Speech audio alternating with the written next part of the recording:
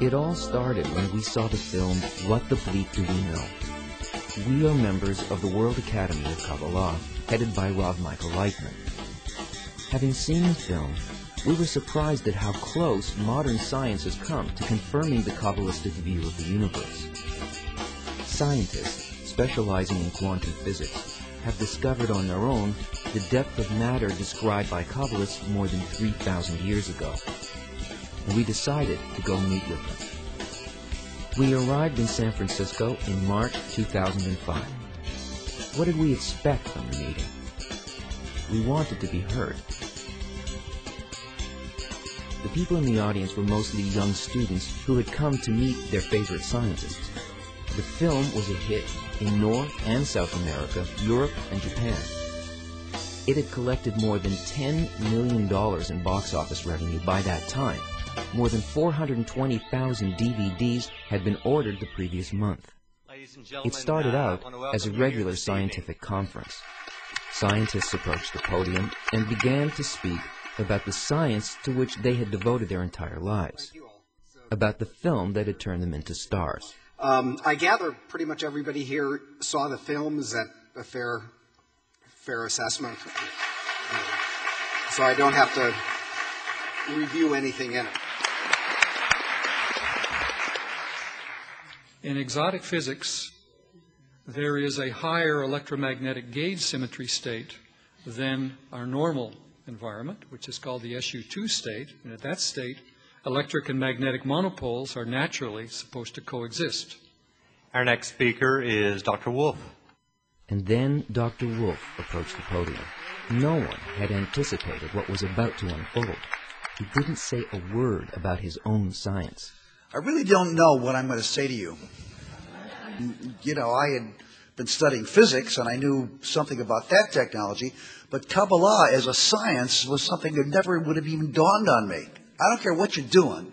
There's something about this field of way of thinking, of seeing, which can improve anything. And I don't care if you're a Jew, a Muslim, Gentile, Arab, I don't care what you are. I don't care what nationality. I don't care what religion you belong to. There's something in this that will, I think, awaken something in you.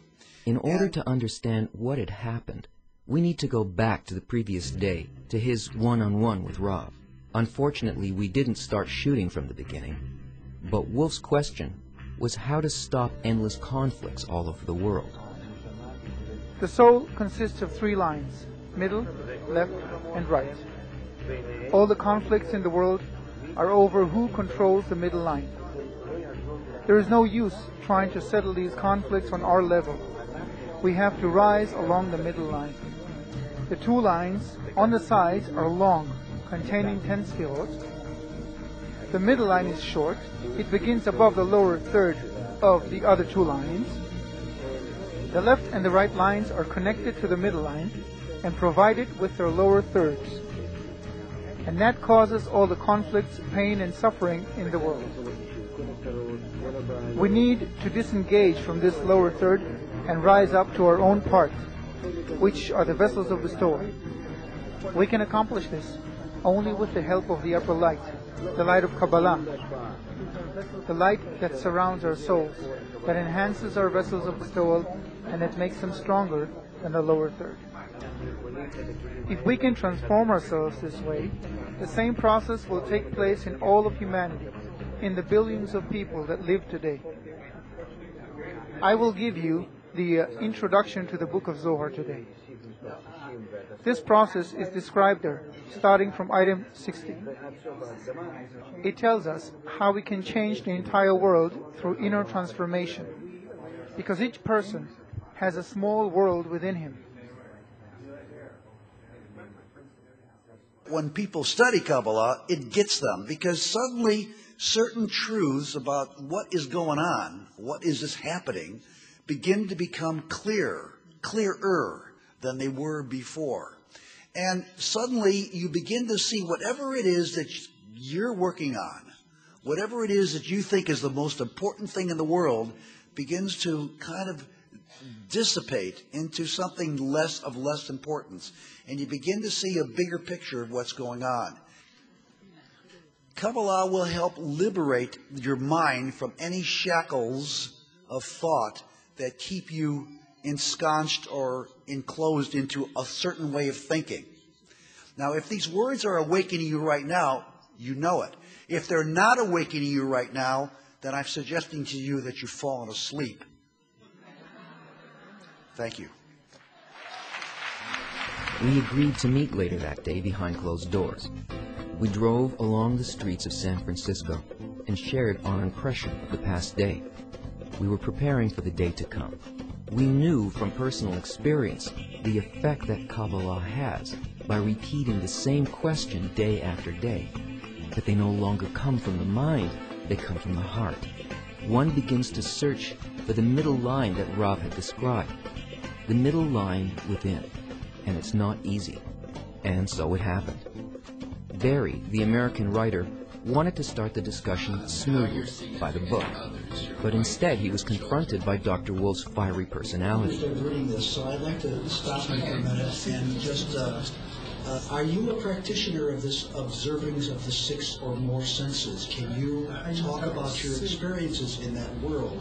I would like to learn from you what you're talking about. Otherwise, it's just all gas. No. He doesn't want Because it doesn't have the same sense and the same reminiscence.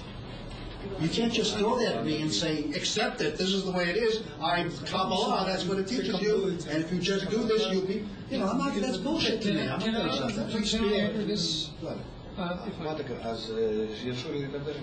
So please allow him to talk. Sure. The wisdom of Kabbalah states that reality is only a will to receive, for self-fulfillment. That desire is built through expansion of the upper light. Light is giving, bestowal, love. We call it creator. It created something called a clear vessel, or a desire to enjoy, which wants to be fulfilled by precisely what is in the light. And then Rav began to describe 4 phases of the upper light. If the creature receives pleasure, the creator enjoys. If the creature doesn't enjoy, the creator does not enjoy. We must give full credit to the scientists. They sat, listened, took notes, and began to understand. The fact that they were open was a testimony to them being genuine scientists. Then Dr. Wolf raised another question. You laid it out beautifully, but I want to understand better. Just, if I may, see if I understand this right. 1, there is a creator who desires to give. Yes? Kim? Okay. So the giver gives to a dummy. A dummy. It's just a golem. It gives to a golem. Right? Okay. Now the next thing, from 2 to 3, what happens there? In state 2, it begins to feel the giver itself, its nature. In stage 2, the golem is coming alive. Is that what's happening? And everybody joined in the discussion. It requires a threshold of light Dr. William Tiller. to spontaneously generate consciousness. Entrance of the light and its departure builds these impressions, these vibrations in the clear, in the consciousness. Dr. Jeffrey Satanova. As it turned out, this was not his first encounter with Kabbalah. The Ramchal talks about the world having a deterministic and an indeterministic component, and also about some human beings just having no place whatsoever. I'm referencing that from his book, Derech Hashem. Ramchal was one of the greatest Kabbalists. Ramchal taught Kabbalah. He was thrown out of his city. He was boycotted. Derech Hashem, the path of God, is a path of 10 sfirot. The entire spiritual ladder is divided into 10 parts. Even the first part in this ladder is already above the barrier. A tornado swept over San Francisco that evening, but we didn't notice it. We felt that we were close to finding a common language, but there were clashes to come. Back at the lecture. If the heart is the desire, then the point in the heart that awakens is the sensation of the Creator. And at that time, a person, through this point, begins to want something that's beyond the desire. Such people, there aren't many in the world, but well, those who awaken, and they grow and they grow. Those people want to realize that point, but at the end of the day, everyone, in the end, all humanity, the billions of people, will have to come to the evolution of that point, and they'll have to reach the same level as the Creator Himself. And then Rav mentioned a topic that we now know is a touchy one. Because the Creator, because He's good, well, He created the creature with the sole intention of bringing it to the good. He must be a kind of a dumb creator. Stupid. Because all we got here is a lot of real problems. In our desire to be like the Creator, we start killing each other. In our desire to be like the Creator, we create Hitler. It all comes from love and desire. There's no evil there. Hitler wasn't evil. He just loved his own God and his own desire. And kill these other people because they're not worthy, right? So this is, what kind of God is this? Well, this must be a dumb God. No, it's a stupid God, in fact. Rav approached the board again and continued to explain. Our common soul is called Adam. It's that kli, that vessel that the Creator had created with our will to receive. And it's filled with the upper lights. Now within this body called Adam, there are all the parts connected like in one body harmoniously. Now this soul is broken. It falls into a degree which is called below the barrier. And at the barrier, the spiritual sensation ends. Here below the barrier, there are those, the same parts, but feeling that they're disconnected from each other. Now why the fall and the ascent back up? So that here we'll find how much we hate each other. That's the breaking. Everyone's egoism. Because of that, we'll understand why we need to willingly rise up back to unification. There were moments when we thought we'd have to pack up and leave. We had the sense of a total lack of communication. This is a glance back at one of our meetings. You seem to be presenting the Kabbalah as the truth, and it read like dogma. Be open to the fact that there are other powerful models. People come to me from every generation. They are so different. No one is limited. Anyone can begin to study and see how it works within them. That's not what we're saying. You're missing the point. You're missing the point. In physics, we had Newtonian mechanics. It was wonderful. It explained everything. Everybody believed it was right. And then came quantum physics. Now, people don't accept new things when they come in. The first thing they react is, get it out, we don't want it. We don't want it. It's wrong. I have developed a model which I find is very useful in explaining. I know I have not proven it. I know it is not the truth. It is a work in progress. It's a theory in progress. And it will take a long, long time to prove. Because they attain reality from below upward. How did he even know that? You make a statement like that. I mean, that's arrogant.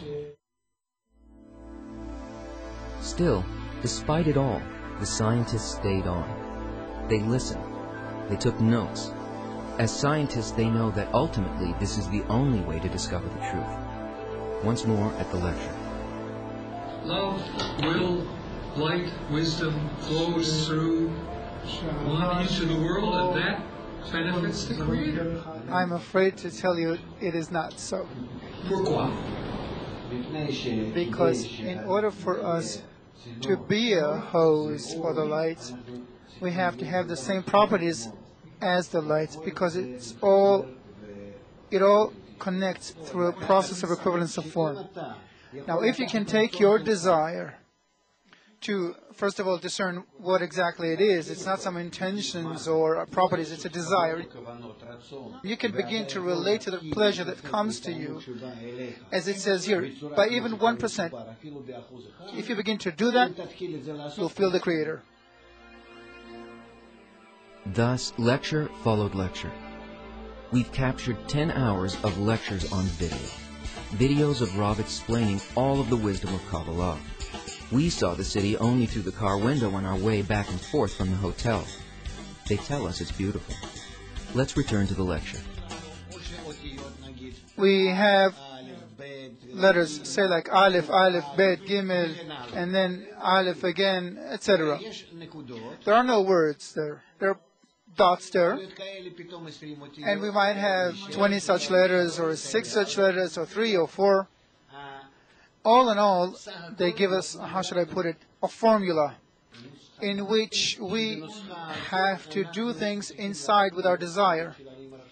And that's how one is taught how he should perform actions of receiving in order to give to the Creator.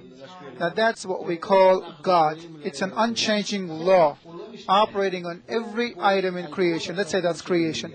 So that's the creature.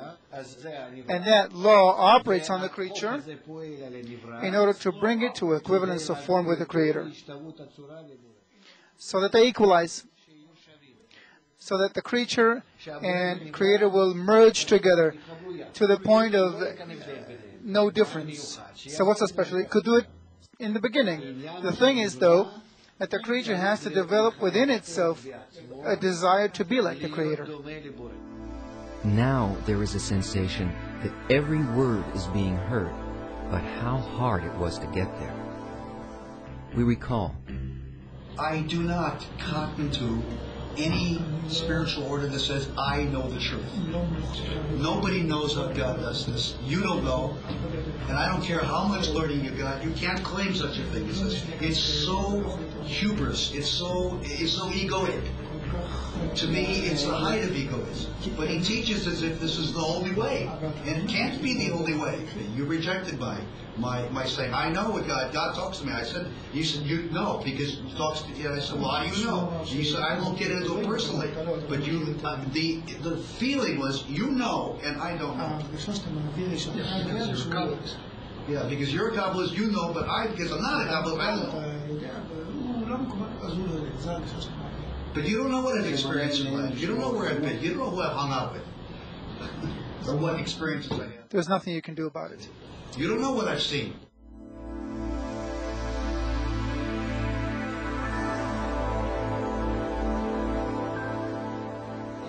In our world, there's nothing that doesn't come down from the world Atzilut. The forces, the substance, actions, time, space, motion, everything possible. What is here in this world is called a branch, which is an offshoot of what exists in the upper world. So how do I tell someone something about the upper world? I take the names from this world of people, things, places, society. I refer to what happens here in the world of Tzilut. But I take the names from here. And then, if one knows only about this world, then the story takes place in this world, and then he imagines the Creator as a big person. But one who understands that it talks about something beyond this world seeks where it is up there. In Kabbalah, you never know when that moment will come, when all the pieces fall together. A major inversion takes place, and it all begins to make sense.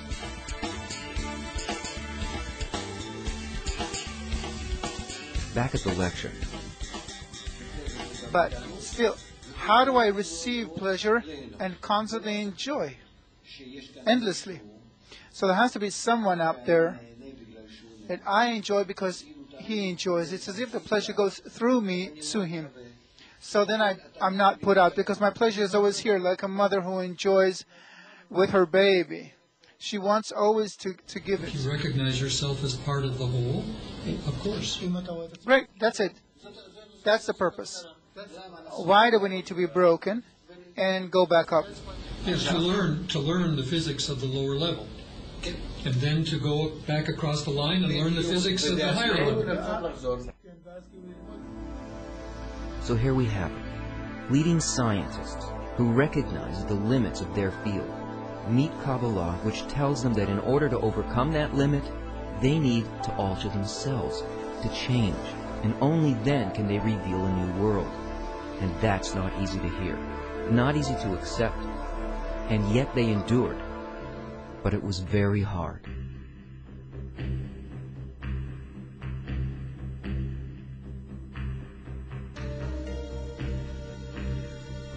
I think I'm a giving person. I think I give a lot of myself in what I do. Maybe it's my ego talking. I don't know. But I don't. I think we're all egoists. I have no idea what God is, but I feel God's presence. Every once in a while I see God. So what does that tell me? What do you mean? You know, you don't feel. There's no such thing. What do you mean? If you feel it, can you measure it? What are we talking about? I understand. What are we talking about then? If you can't know God, you can't feel God, you can't see God. We are talking about research, what the Creator is, only in a scientific manner. Meaning, I feel Him, I measure Him, I give measurements and numbers to every sensation, I check the tool with which I feel Him. That's the wisdom of Kabbalah. Of course. I have numbers here, let's say from 0 to 100%. And I know exactly which lights go where, and how powerfully, under which conditions. When I take something off the table, I define it as taking it from the Creator, and what pleasure I give Him by that, and then what kind of connection it creates between us. That was our first experience of talking to leading scientists. Maybe we were unaware of certain things. The mentality is different. But Rob continued to lecture. In Kabbalah, there's no such thing as mentality. In Kabbalah, everyone is absolutely equal. Back at the lecture. How do we learn about the two levels? If we, the ones who really feel from within the heart, the point in the heart, the desire to go back to spirituality and feel it, we begin to learn about our situation up here. And that's the wisdom of Kabbalah. So we learn about us being here, when in fact we are already in that state, but we don't feel it. But by wanting, in our blocked states, to awaken and feel the true state, if we learn about our true situation, we draw on ourselves. It's as if we draw the light that's present there. Because I'm in that world, in that state, I'm not aware of it. But if I make every effort to become conscious of it, to be awakened, my desire, my impulse to do it opens up my additional vessels, and then we begin to feel spirituality. What does that mean? We begin to feel how we are all interconnected as one body, and then through each and every one, infinite light follows endlessly and without any limitations. And all the problems that we feel today in the world is only so as to force humanity to begin to go back up. My guess is that, well, not my guess, that is certainly not believed by the vast majority of the top scientists in the world. I don't give a damn about top scientists or the scientific establishment at all. I don't care what they think. I don't care what they think. All I care about is saying what I have to say, and I will say it the way I have to say it, in whatever way I wish to say it. I don't give a flying damn about what anybody thinks about what I have to say. I stopped caring about that a long time time ago. What I care about is changing and transforming this planet that we're on. And I believe you have to introduce new thinking. And if it turns out to be scientifically total garbage, I don't give a flying fuck. It makes no difference to me, because science has little credibility as the only way of seeing the world. It's only one very narrow, very limited way. And the medical model, as you well know, is full of so much bullshit about what's right and what's wrong, and what's the right psychological model, and what's the right medical model, that we're so filled with stuff that people are looking for alternative ways of healing. And you know that.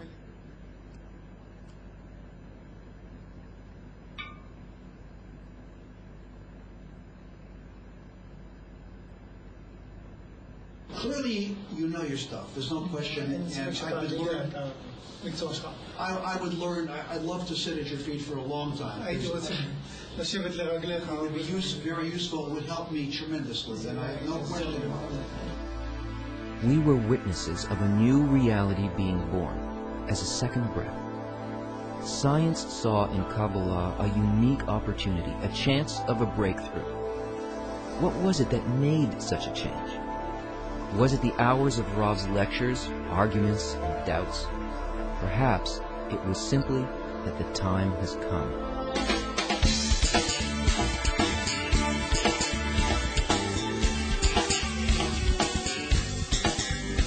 Indeed, Kabbalah does have an awful lot to say. I don't hear anything, I don't see anything, but I feel. What you know is really amazing, and I honor your teaching and your wisdom.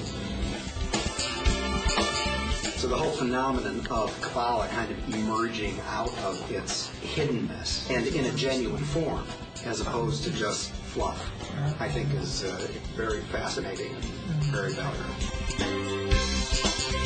All possible ways to awaken the people and have them work on themselves. I think it's the way to go.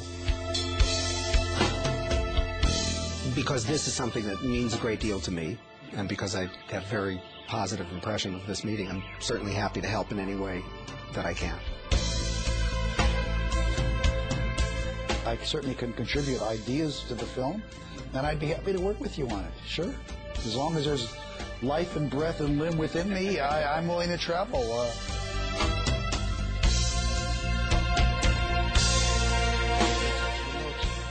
There are these three-dimensional pictures like wallpapers. If you look at them and you defocus your eye, then you go into the picture and you find a three-dimensional picture.